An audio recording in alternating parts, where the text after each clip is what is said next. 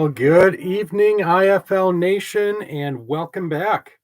Hope you all have had a great week to this point, as we are just a little while away from a new week of IFL football. Exciting times to be a fan of the Indoor Football League. For those of you who are new to my channel or the Indoor Football League, welcome aboard. My name is Alex Schuberth. I am a part-time IFL contributor for Sports Coast to Coast, which is a Pacific Northwest-based sports forum site that specializes in coverage of the Indoor Football League and its member teams specifically. We've got team-by-team rosters and breakdowns, game previews, recaps, basically anything that you would want to enhance your IFL fandom, or if you're looking specifically for one team or maybe another team, that's there for you as well. Definitely recommend checking it out. I've got the URL in the description. There you will also find my written version of Wager Wednesday. So, with the introductions out of the way, get my screen shared here in a bit, and we can get this puppy underway. There we go. So it is week 6. A very exciting week in the Indoor Football League, one that for the first time all season, we will have each of the 16 teams in the league in action in the same week.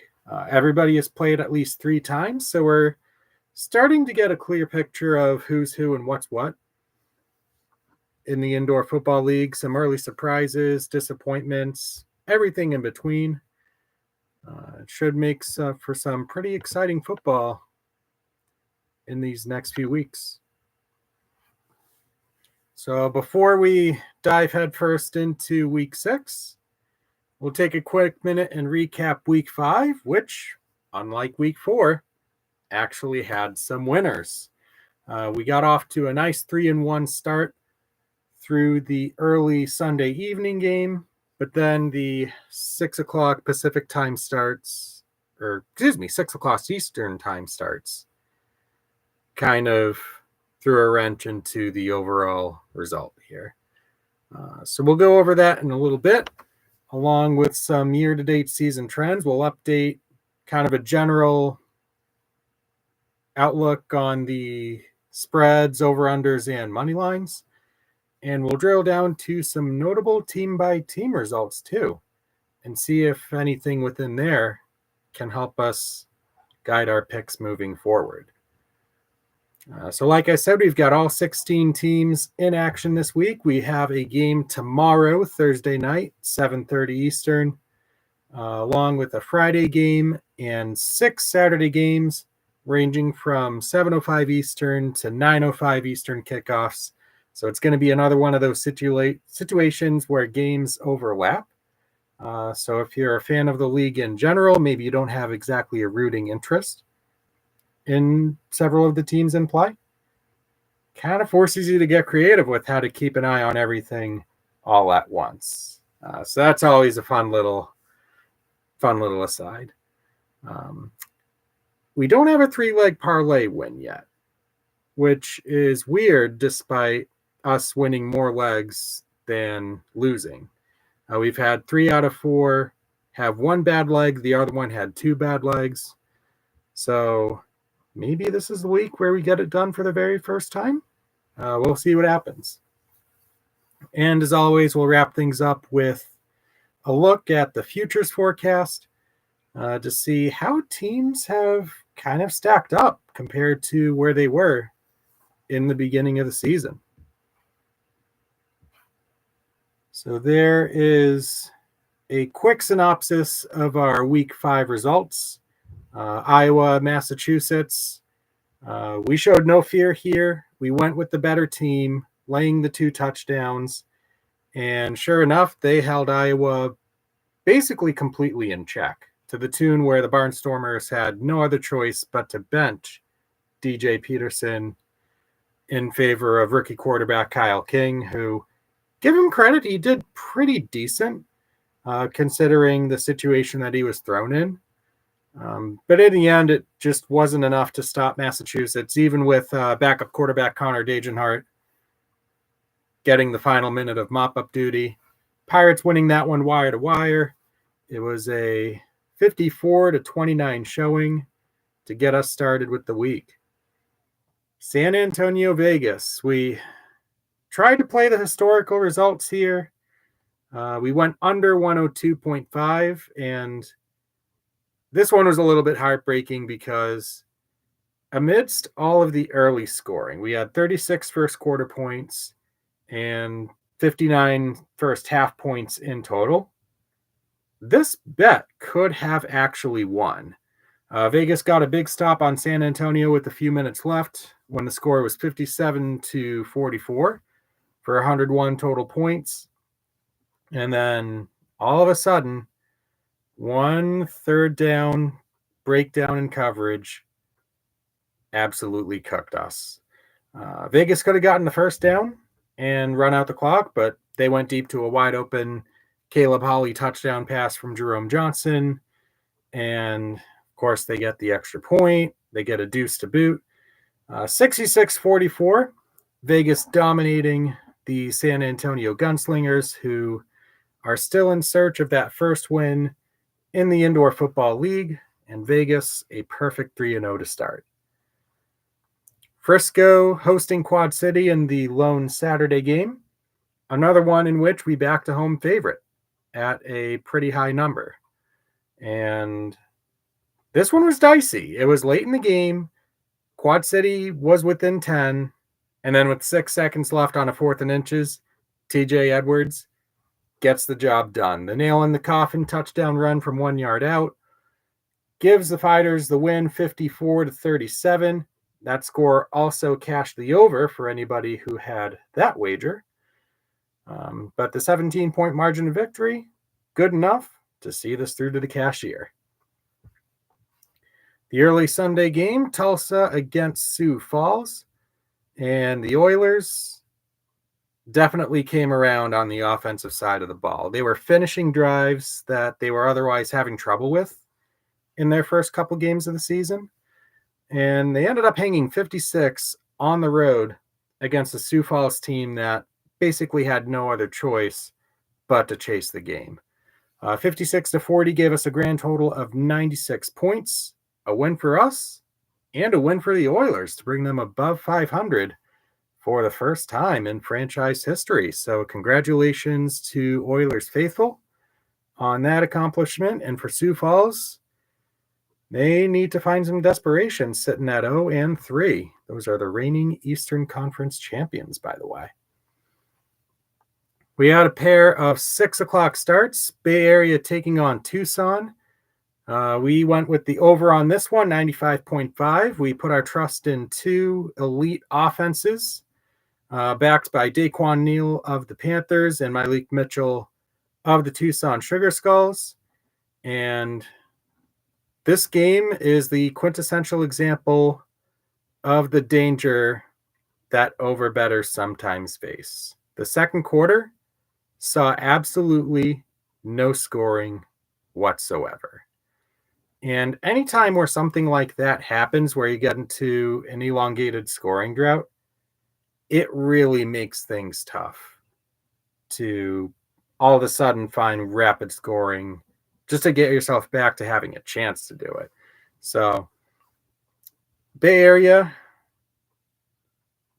bare their teeth defensively, hold Tucson to 31 points, en route to a win 44-31.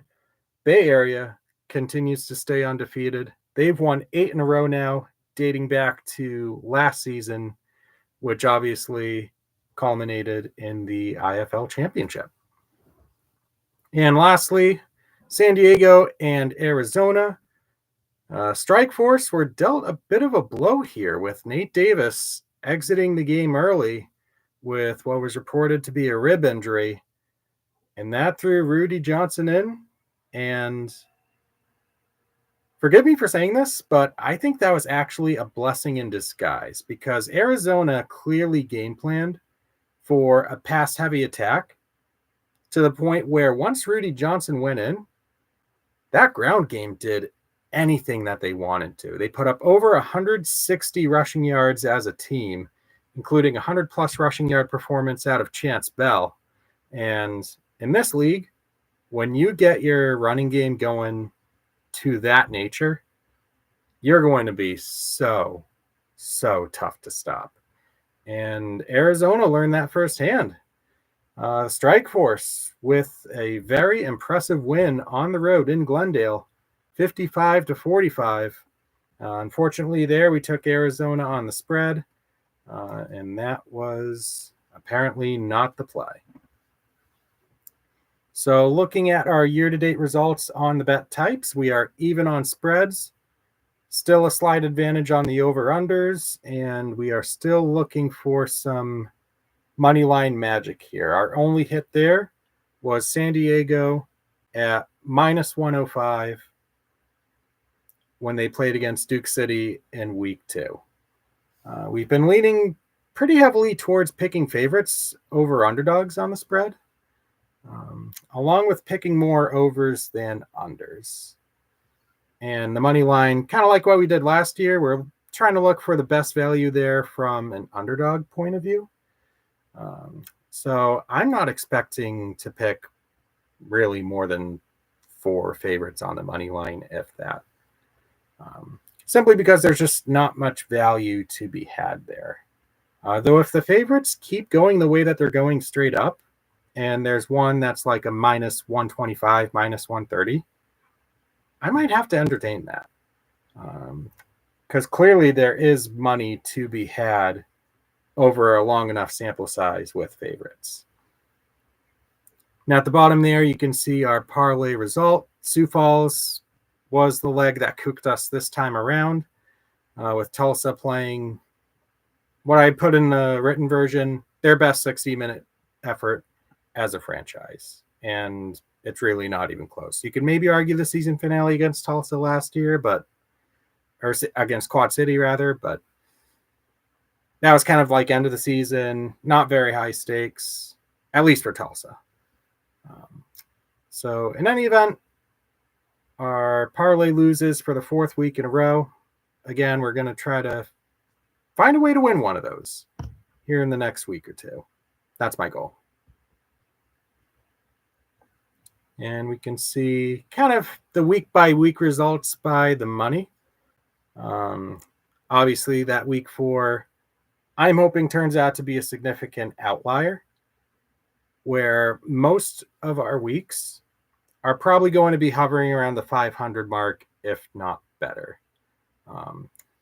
Last year, the model was absolutely amazing with predicting value and upset picks, and that's what really drove our profit a season ago. So let's hope that underdogs can pull some more games out, just like Tulsa and San Diego did last week. And we can see both methods basically at a 2-unit loss right now, with the return on investment there over the course of 25 games so far, hovering around the -8% threshold. So the nice thing about that, if there's one silver lining, is as long as we get at least even weeks from this point, we're going to gravitate closer to even in the long term. So there's a lot of wiggle room here for us to continue to trend upwards, pretty similar to what we saw through the first 3 weeks of the season. So I'd like to see that happen, but we're going to have our work cut out for us. So year to date, good week for anybody who had the over, with the exception of course, the Bay Area Tucson game. 5 out of 6 going over. And like I said, this apparently is a really good year for favorites so far. They are winning at an 80% clip straight up, 60% clip against the spread, on a pretty good streak since the 3rd week of the season, in which they have a winning percentage right around 70%.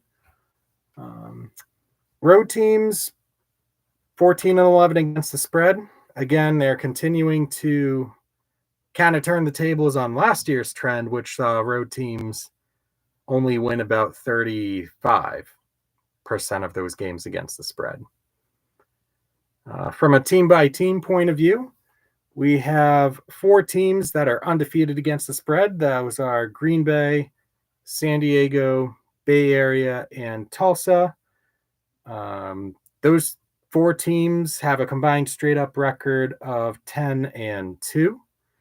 So it should come as no surprise that those teams are getting the job done and paying in spades. On the other side of that, we have 3 winless teams against the spread. That's the San Antonio Gunslingers, the Sioux Falls Storm, and the Iowa Barnstormers. So not a particular surprise on that front, considering each of those teams' individual struggles to this point in the season. 3 teams are to the over. We have Green Bay and Bay Area in that group as well, along with the Jacksonville Sharks, who right now have the 16th ranked scoring team in the IFL, averaging just 26 points a contest. So you begin to put these pieces together and look at them a little bit more closely, and you'll start to figure out that these things make a little bit of sense. One team 3-0 to the over, that is the San Antonio Gunslingers.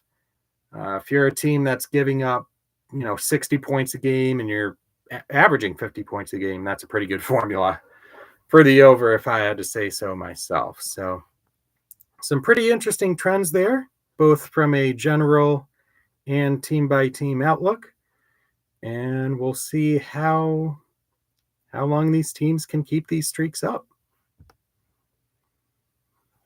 Now time for my moment on disclaimers. Our odds and lines are going to come from DraftKings Sportsbook, unless I otherwise say, which this week, no surprise, they're still on DraftKings Sportsbook. We're doing this for curiosity, entertainment purposes only. This is really a segment meant to give an outlook and analysis of games from a numerical perspective, to kind of see how that influences our thinking as we analyze each of these games individually. You're more than welcome to bet along with me and Tail, but if you do, please gamble responsibly.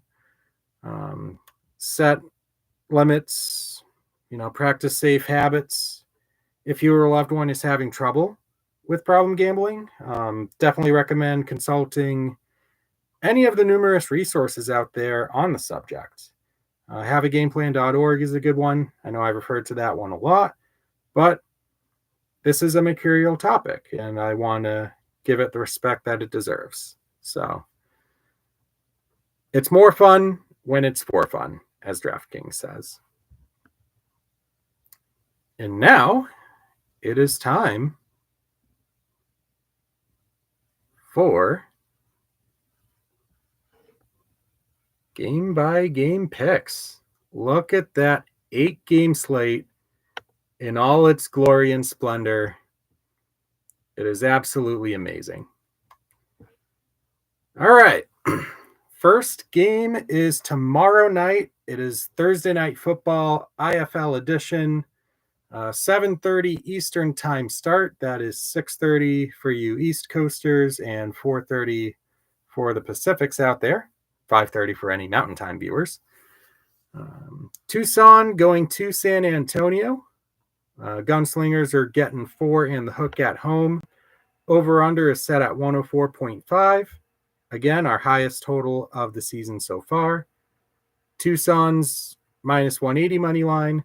San Antonio plus 150 for a potential blackjack payout. And look, as much as that 104.5 seems like a trap number,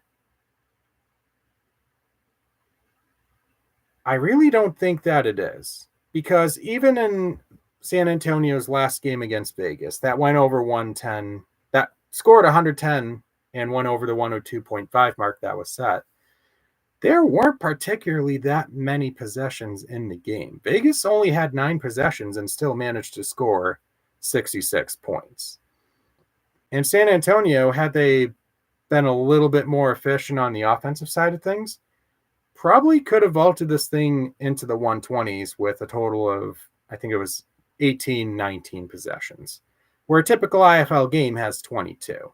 So if we get a more frenetic pace to this thing, which I totally expect, with Tucson having the second least efficient defense by points per 10 possessions,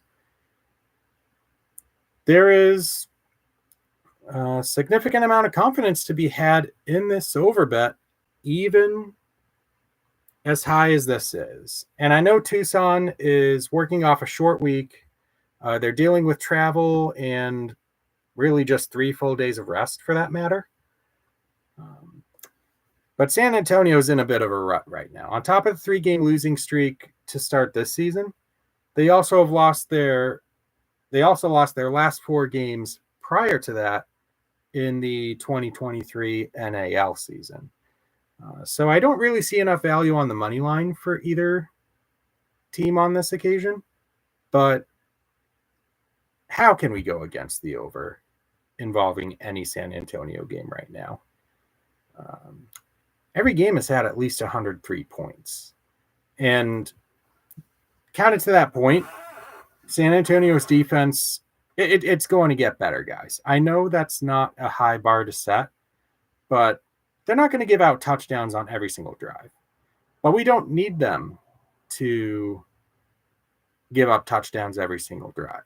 If they manage only 1 stop or 1 takeaway and we get the average 11 possession game, I think this goes over fairly easily. Both teams reaching 50, honestly, is closer to a benchmark than a reach. So play Tucson, San Antonio, go with the over, grab a box of popcorn, and enjoy it.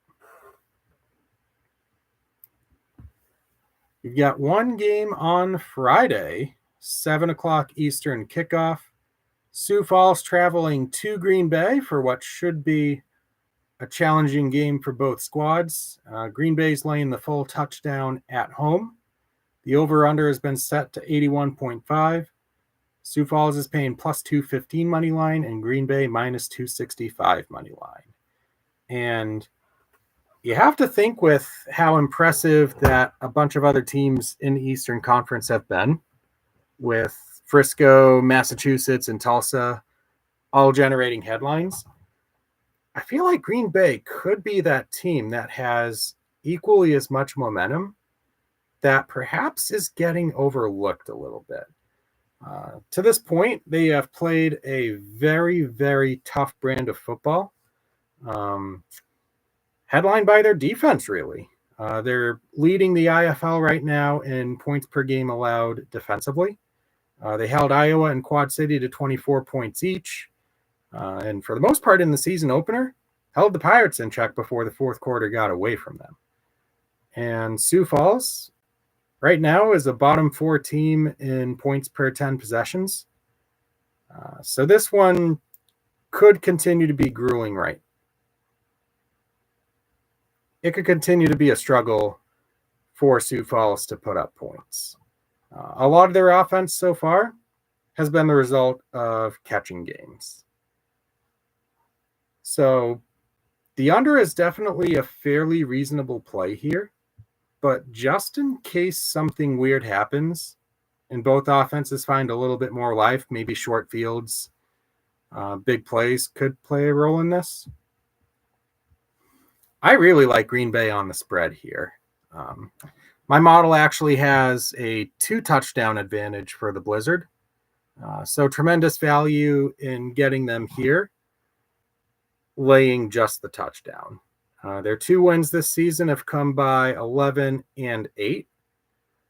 So 7 definitely seems like a fairly safe play here, especially if Green Bay holds Sioux Falls below 30. I know that we used that benchmark a few times in the past, but it is a really good one to think about and say, hey, if this defense plays to their game, they should be able to make this number.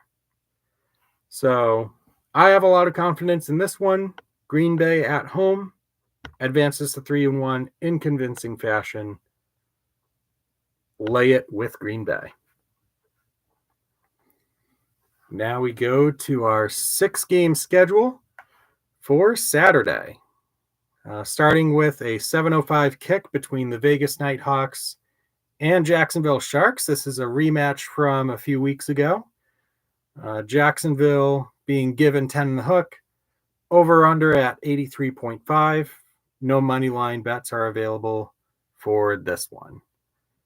And this is a tale of really two teams on opposite ends of the spectrum. Vegas, incredibly impressive. One of 3 teams in the Western Conference at 3-0 with some pretty good wins along the way. And Jacksonville, 0-3, really struggling. Interestingly, my model is actually giving them a lot of benefit of the doubt, considering where all of their games that they've lost have been against teams with a combined record of 10-0 between the Pirates, Nighthawks, and Panthers. Not exactly much of a consolation, considering that this is a rematch against the aforementioned Vegas Nighthawks. But I look at this game, and I will admit that this one is tough. 10.5 is a lot.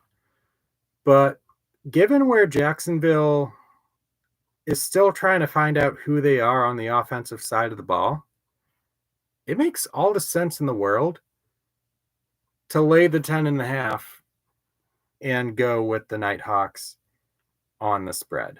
The defense really showed out in last week's win against San Antonio. The 44 points was the lowest output of the season for the Gunslingers to date. And I feel like Vegas can wreak a bunch of havoc on that Sharks offensive line that so far has looked susceptible. So multiple stops and takeaways likely seem to be in order. And Vegas might only need somewhere in the low 40s to cover this thing. And we know that offense with Jerome Johnson, as long as he's healthy, is much more upside than having to settle for 42 points. And you have to think that Johnson is going to have a little bit of revenge on his mind, given where he was injured the last time the Nighthawks played the Sharks. So I think he'll be playing with conviction, and that's going to show when Vegas covers this spread. So give me the Nighthawks to advance to 4-0. Next game on the docket, the Massachusetts Pirates on the road for the first time since the season opener, taking on Quad City, getting 9 in the hook, over under 85.5. Pirates are minus 355 money line, and Quad City's plus 280. And if any of you have been following my analysis for any period of time since we started this segment last season, you know what my thoughts are about the Pirates playing on the road. For as dominant as they've been in the past few games, those teams are combined 0-9. All right? I mean, I understand that you can only play the hand dealt to you, which the Pirates have done more or less perfectly to this point.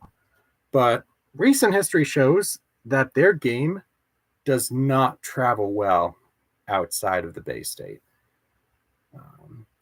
For context, of the teams that played in the IFL in 2023, those 14 teams, Massachusetts to date remains the only team winless on the road against the spread. That's 0-10. You're talking about a wager that's more reliable than Christian McCaffrey anytime touchdown. That's more reliable than Lionel Messi anytime goal scorer. So tell me, why would I ever go away from it right now until the Pirates can prove to me otherwise? I know Quad City's in a little bit of a funk right now. But we did see a lot of good out of Mike Irwin after replacing Judd Erickson in that Frisco game. So they could throw a curveball to the Pirates as to which quarterback that they wind up choosing. And between Kevon Rudd and Eddie Vander as part of that supporting cast offensively, they have more than enough firepower to where, with the home turf advantage, they could keep this thing close. So I have the most amount invested in this bet on the weighted method. And we're going to ride this, guys, until it dies somewhere. So give me Quad City. We're taking the points here. Basically, as long as this game stays out of double-digit victory territory for Massachusetts, we're going to be standing in real good shape and perhaps looking pretty smart in the process. So let's see what happens. Arizona, Iowa. Very interesting game between two historically significant indoor football franchises. Both kind of in a down-and-out scenario right now. Arizona 1-3, Iowa 0-3. The visiting Rattlers are laying the touchdown with an over-under of 81.5. Arizona money line minus 278 and Iowa money line plus 225. I think this one is actually going to be closer than a lot of people think. The Barnstormers have a very interesting decision that they're going to have to make. Do they go back to DJ Peterson? Or do they keep Kyle King out there and see what he can offer over the course of a full game? And for the Rattlers defense, that was absolutely gouged in the San Diego loss on Sunday. This is their get-right spot. If they don't get this one right, it's going to be really difficult for them to recover the rest of the way through with how stacked that the Western Conference is looking right now. Not even just the 3-0 teams, but you got Northern Arizona there at 2-1. Tucson's good, even though they're 1-2. They've been dealt a pretty tough schedule to date. But my question is, how is Iowa getting just 7 points here? They haven't covered at 7 points at any point this season. So could there be trap game narrative here? Perhaps, depending on how the first 15 minutes of the game shake out. But I'm not overthinking this one. Arizona, even with some of the difficulties they've been going through in the first month of the season, they're still clearly the better team to me here. So consequently, lay the points, take Arizona, as I believe they play with desperation and try to get themselves back into a potential playoff spot in the West. So that task is not going to be as easy as it was last year around this time when they were also below 500. So we will see what happens in Des Moines. This is the final home opener of the 16 teams in the IFL, by the way. Frisco and Tulsa. Oh, boy. My main highlight of this game is that it takes place on 420 on a field called Country Cannabis Field. How much more self-fulfilling of a prophecy can you get than that? But all joking aside, this should be an absolute barn burner here. Tulsa's at home. They are getting 7 on the dot, over under 85.5. Frisco is at minus 270, Tulsa at plus 220. And this has been a really fun series since it kicked off last year when Tulsa began play. Frisco has won all 3, but Tulsa has actually covered in all 3 of those games. And with how impressive that they looked really throughout their first 3 games of the season, because remember, even in their lone loss, they played Frisco tough at Comerica Center. and unfortunately couldn't hang on to a 15-point fourth quarter lead. The fact that they were up by 15 in that game on the road should tell you all you need to know about the upside that this Tulsa team possesses.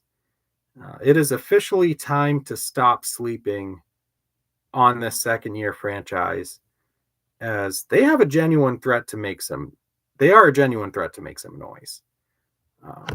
Plus 220, as tempting as this is to pick the outright upset, I'm going to take the points here and hope that the trend of Frisco winning and Tulsa covering continues. Both of these teams have immense upside, both sides of the ball. And all it takes is really for one Tulsa stop along the way, maybe when the game is tied, to really kind of swing things here. I like what I've seen out of Daniel Smith. The addition of Jared Ware Jr. should prove to be another boost to the Oiler offense, on top of a defense right now that might only trail Green Bay in terms of best defenses that the league has to offer.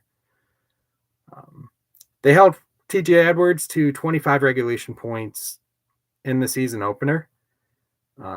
It might not be 25 again, but as long as the Oilers can kind of balance out touchdowns and stops/takeaways, they'll definitely have a chance to not just cover here, but possibly outright win. It definitely is a game where you can't just default to Frisco, as tempting as that is based on their recent history. So taking the points with Tulsa on 420 at Country Cannabis Field at Box Center. It just makes way too much sense. Our first of two 9 o'clock kickoffs, a battle between two undefeated teams in what I'm labeling as game of the week. The San Diego Strike Force taking on Bay Area at SAP Center. Bay Area is laying 9. Over/under is set at 90.5. San Diego plus 275 money line. Bay Area minus 345 money line.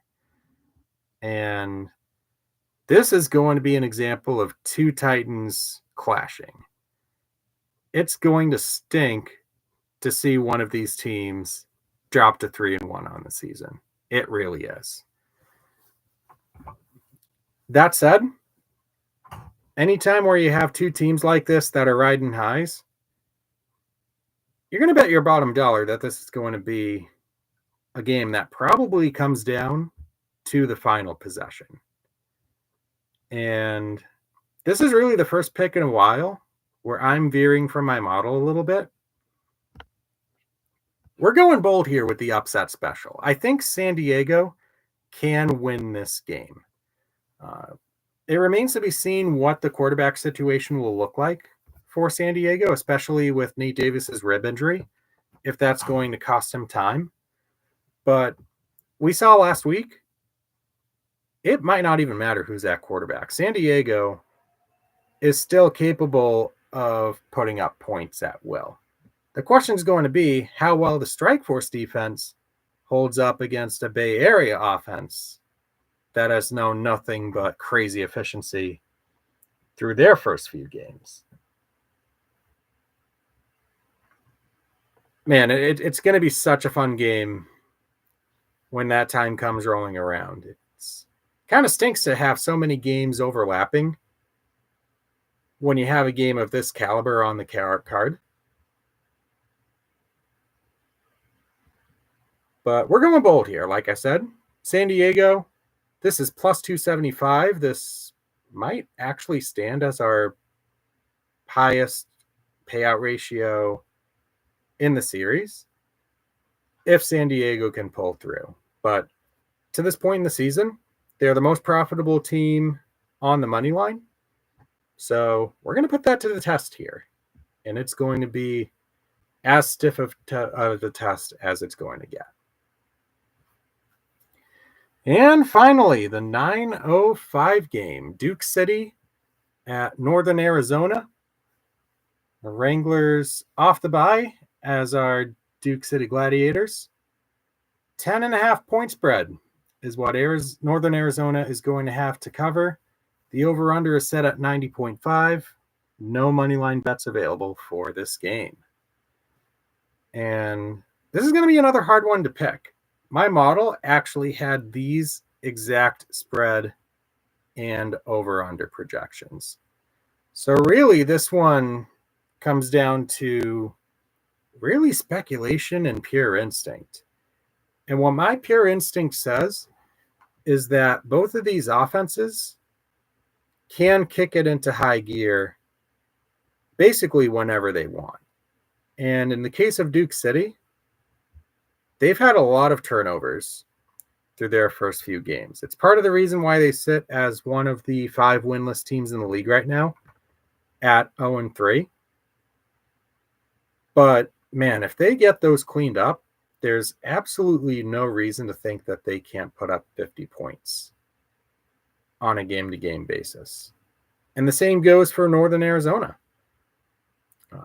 I'm projecting this one to be fairly high scoring, to the point where I do like locking in the over at this number of 90.5. If you do the math, that's basically 13 touchdowns, assuming all your extra points are good and you don't have any deuces or rouges or anything like that. These offenses are efficient enough to the point where 13 touchdowns seems like a reasonable number to get. So for that reason, I'm playing the over here at 90.5 between Duke City and Northern Arizona to wrap up week 6. Now it is time for us to construct our 3-way parlay in our quest to become 1-4 rather than 0-5. And the stupid thing about it is that if we hit on this week's parlay, we actually draw right back to even on the parlay year-to-date results, which really underscores the heavy volatility of betting on parlays and the inherent huge house advantage that odds makers are getting whenever parlays are placed. They're just the ultimate example of high risk and high return if it does pan out. Which, spoiler alert, oftentimes, like we've seen with my results so far, not a guarantee. So the first leg here that I'm going to be taking, I'm taking Tucson on the spread. And the simple reasoning for this one is San Antonio is having more trouble than anybody else in the league at getting stops. And after being held to only 31 in his last game, Malik Mitchell is going to come out here with a vengeance. And really, all we have to do is exchange touchdowns for touchdowns. And as long as Tucson gets one more than San Antonio, this very likely will stand. So I'm confident that Tucson, can cover to get our parlay off the ground.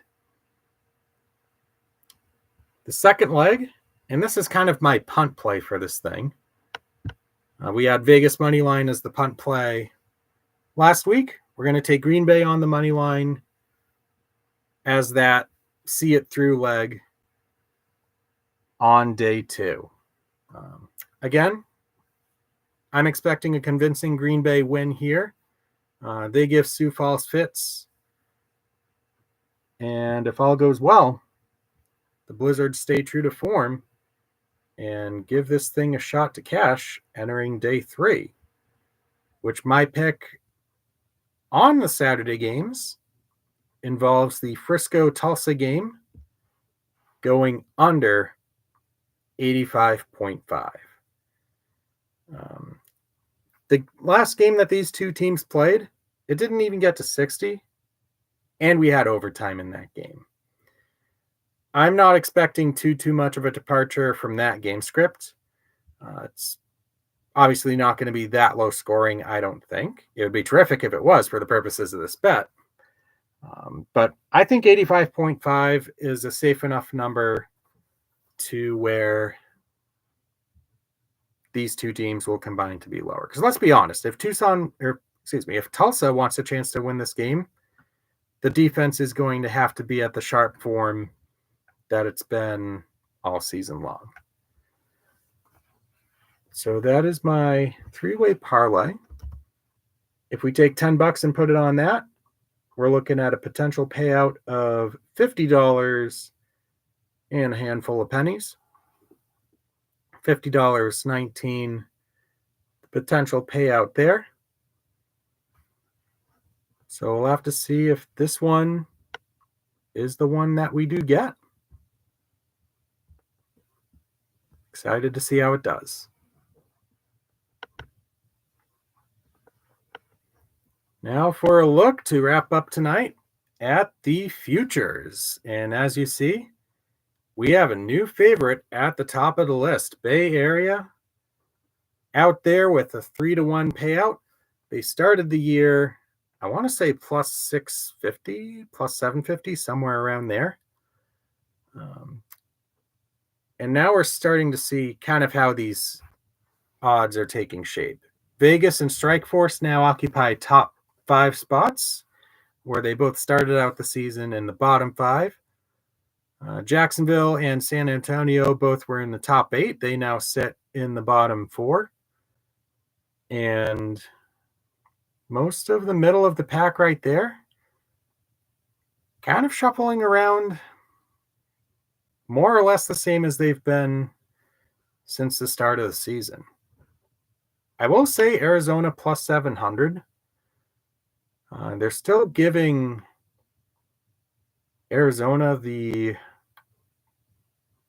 4th best odds of the 8 Western Conference teams. So they're still projecting playoffs for the Rattlers, despite a 1-3 start, and several other teams above them riding a pretty good wave of momentum right now. So that one's interesting to me. The other interesting one to me, and I kind of underscored this last week, is the Tulsa Oilers, who last week were plus 3,500. This to me is the most amazing value that you can get. Tulsa looks like a playoff team through and through. And it's very interesting to see Green Bay here with the, I guess, 8th longest odds. Of the 8 Eastern Conference teams, this represents the 3rd best odds. Whereas Tulsa checks in as the 3rd longest odds. So massive value on Tulsa. If I had to recommend a futures pick, they would be it. DraftKings is good in that they allow a cash out option. So if Tulsa strings together a lot of wins, these odds 3-4 weeks from now could be where Arizona and San Diego are, which could give you the option of a really nice cash out. So if you do decide to cash out, you could potentially make a decent net gain on the long run. So that is going to wrap up this edition of Wager Wednesday. We cover nearly 50 minutes of analysis and coverage for this week's games. Again, we've got an 8-game slate, all 16 teams in action. It should be amazing.